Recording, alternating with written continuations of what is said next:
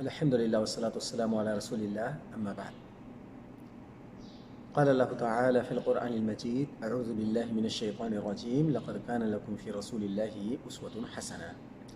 نبی کریم صلی اللہ علیہ وسلم کو بطور آئیڈیل ہمارے لیے اللہ رب العالمین نے اس آیت کریمہ کے اندر واضح کیا کہ تمہارے لیے بہترین اسوہ نبی کریم صلی اللہ علیہ وسلم ہے۔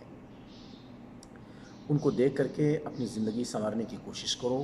آپ کا اٹھنا بیٹھنا، چلنا پھرنا، سونا جاگنا، کھانا پینا، عبادات، عادات، ساری چیزیں نبی کریم صلی اللہ علیہ وسلم کو دیکھ کر کے ہونی چاہیے۔ آپ صلی اللہ علیہ وسلم سے بہتر اللہ رب العالمین نے اس دنیا میں کسی کو نہیں بھیجا۔ چاہے جس اعتبار سے، جس اینگل سے بھی دیکھیں، آپ صلی اللہ علیہ وسلم مکمل ایک کامل انسان کی شکل میں نظر آئیں گے۔ سر سے پیر تک آپ کے عادات، اخلاق، آپ کا سب کچھ قرآن مجید کے مطابق تھا۔ آپ صلی اللہ علیہ وسلم کا اخلاق جو تھا وہ قرآن مجید کی جو تعلیمات ہیں ان کے بالکل عین مطابق تھا۔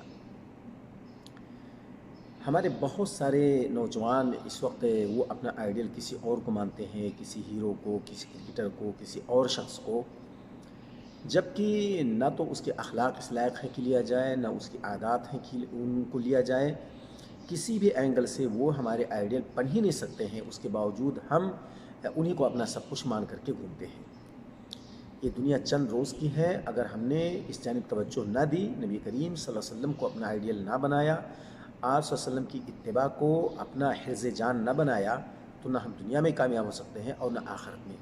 اللہ رب العالمین نے جو موقع دیا ہے، ہم اس موقع کو غنیمت سمجھیں اور نبی کریم صلی اللہ علیہ وسلم کی ہر چھوٹی بڑی سنت کو اپنانے کی کوشش کریں، اور آپ کی زندگی میں جو چیزیں ہمیں ملیں ان کو ہم فوری طور سے فالو کریں اور اپنی زندگی یوں آگے بڑھائیں۔ اللہ تعالی ہمیں اس بات کی توفیق عطا فرمائے۔ وآخر دعوانا ان الحمد للہ رب العالمین۔